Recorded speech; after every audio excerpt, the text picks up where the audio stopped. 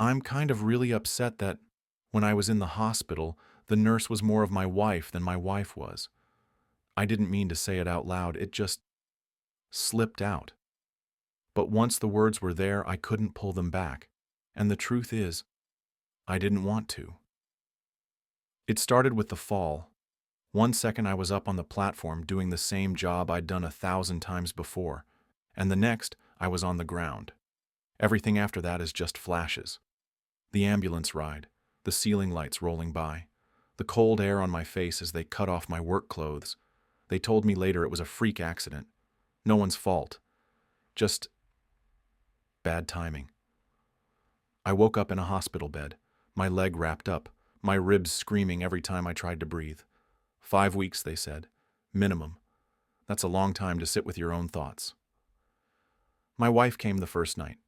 She sat at the edge of the bed, didn't even take off her jacket. Her phone buzzed more than she spoke.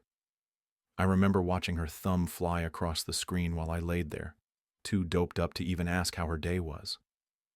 She left before the pain meds even kicked in. She didn't come back the next day. Or the next. Or the next. The nurses came and went, polite, professional, doing their jobs. Nothing more. Except one. Nurse Colleen. She wasn't sweet. She wasn't one of those overly soft, overly cheerful types. She was direct. To the point.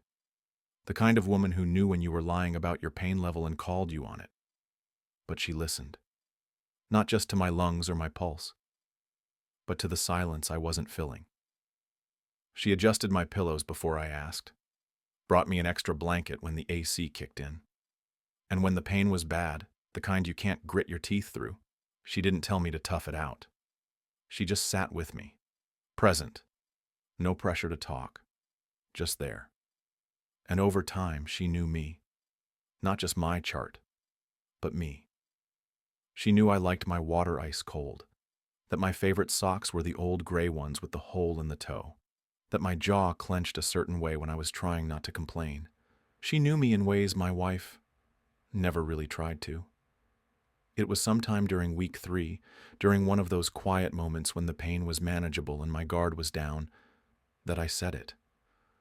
You're more my wife than my wife is. It wasn't a joke. It wasn't even bitter. It was just true. Colleen didn't flinch, didn't get weird. She just smoothed out my blanket and said, "That's because you're mine for now. My patient. My responsibility. My person to care for." And I don't know why, but I wanted to cry when she said it. Maybe because it was the first time in a long time I felt like someone actually meant it. The day I was discharged, my wife wasn't there. She didn't even ask if I needed a ride. Colleen wasn't on shift that morning. But before she left the night before, she tucked a little folded note into my bag. 8 words. Don't settle for someone who doesn't show up. I read it on the way home. I read it again sitting on my couch in a house that suddenly didn't feel like mine anymore. My wife's shoes were still by the door. Her coffee cup was in the sink.